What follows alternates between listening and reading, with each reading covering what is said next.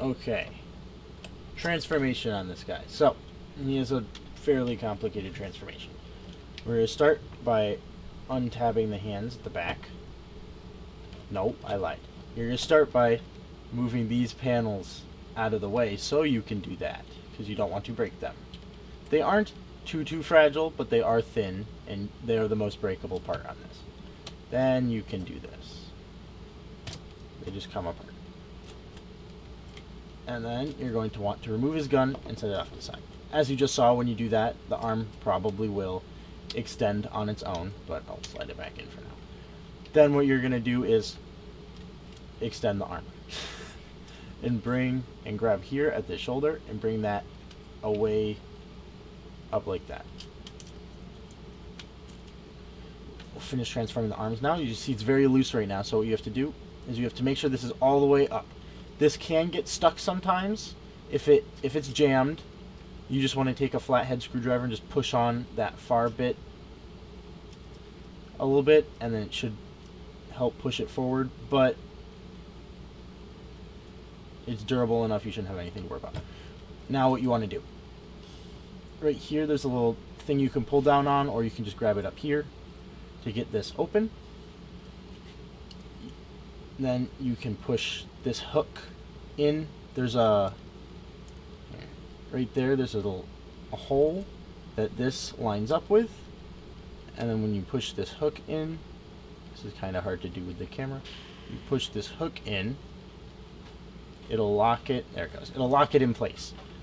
Now you have this 3mm peg sticking up, and what you're going to want to do to help keep that locked in place when you're using the joint is you're going to bring this up. Now as you saw, there's a little tab right here to help get this out of here, and you can bring it right up and on to the peg. Then you can just close this right back up, and you have an arm. Same thing on the other side. Now, I know this is a little needlessly complicated, but it's because you can't really get a locking slider joint, and at least I don't know how to with a 3D printed thing. So this is the mechanism I came up with to get this to be as playable as possible.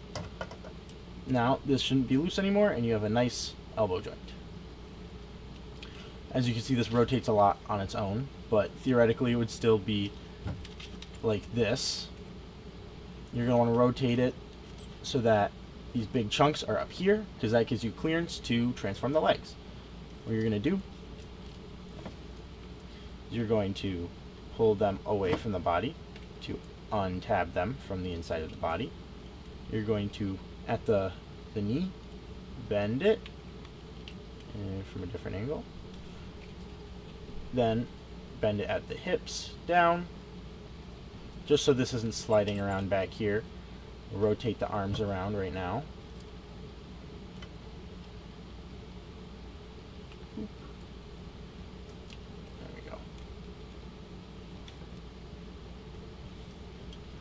And then to finish up the legs, toe comes up and rotates. And then he has a little heel back here. On some of them, so this one is actually a prototype, so there should be a TPU piece in there, so it isn't this loose. It'll be a little bit loose. You can also skip this step and it won't really change a whole lot, but it just helps with a little extra bit of stability. And then we stand him back up and rotate his hand. Now, you might notice in the chest there is a hinge in here. For the transformation, you can push the head down into that. I don't know how well you can see that. Into that.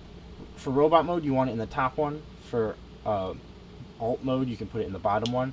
You can do that. It's really, it helps clean it up a little bit, but honestly, I skip it half the time because it can be a little tedious and it doesn't really do a whole lot. Now, at his gun, you don't really need to move this a whole lot, just a little bit. This should rotate. You need to just move it down like a little bit, and then this circle bit will rest nicely in his hand up here. His balance will probably be a little weird without his gun, but he can stand.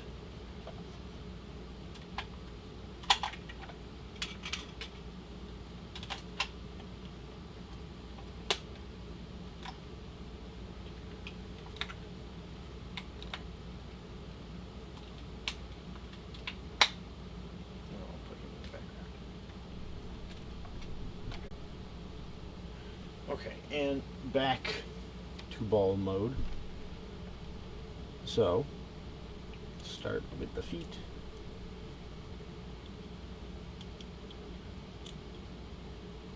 Want to fold up the heel, and then rotate the toe around, and then back down.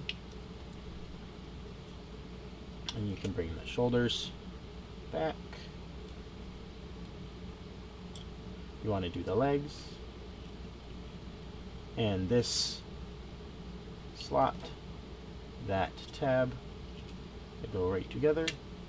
Do one, and then sometimes you have to straighten out the hips because they will get misaligned and it'll make it impossible to do the other one.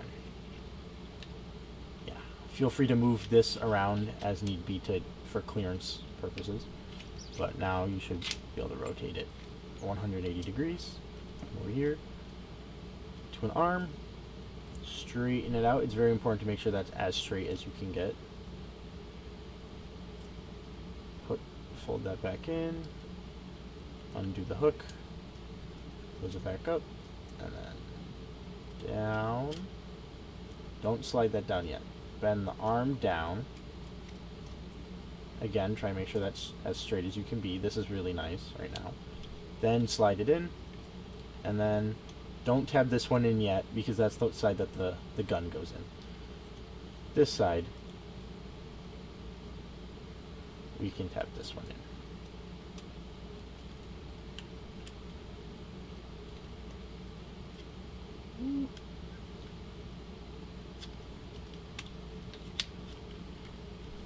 Fold this.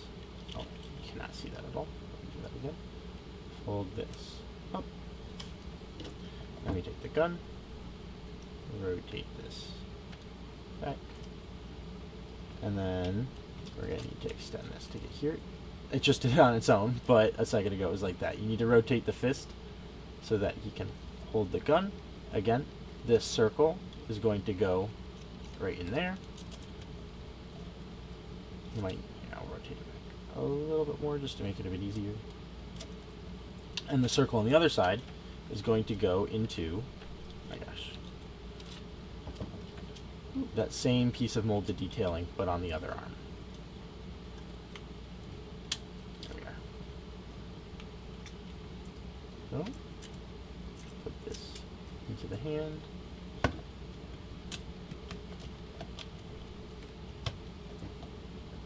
You just kind of rotate it until it gets all lined up.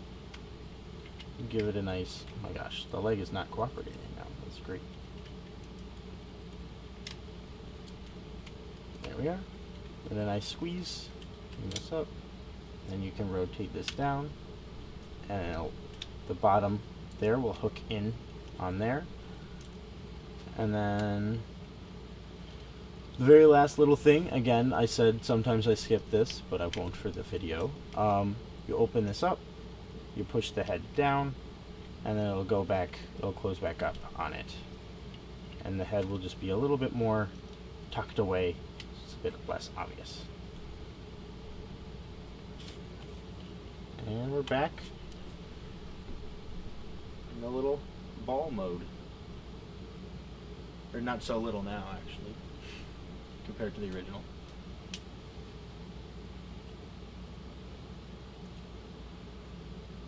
We do have blast effect ports on the top and bottom of the gun.